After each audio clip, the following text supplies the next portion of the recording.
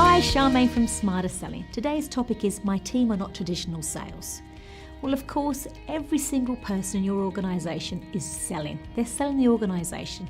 The client doesn't care if their job title is sales or not. All the client knows that everybody in that link adds up to the sum of their brand awareness and how it comes across to that client.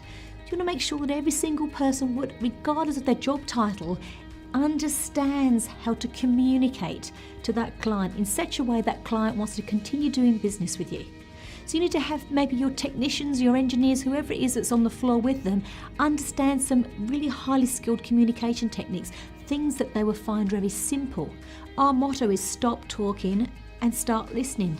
So most people that are non-traditional sales love that. It's like, oh, I don't have to do all the talking then. I just have to ask intelligent questions, look, listen, and find opportunities. Well, that's quite easy. That's quite obvious. So that's their job. You're helping them understand how to look out for, create more business. And in fact, if they don't, they're doing the client a disservice. If you want more tips on how you can motivate your team to understand more communication techniques, whether they're sales or non-sales, then subscribe below.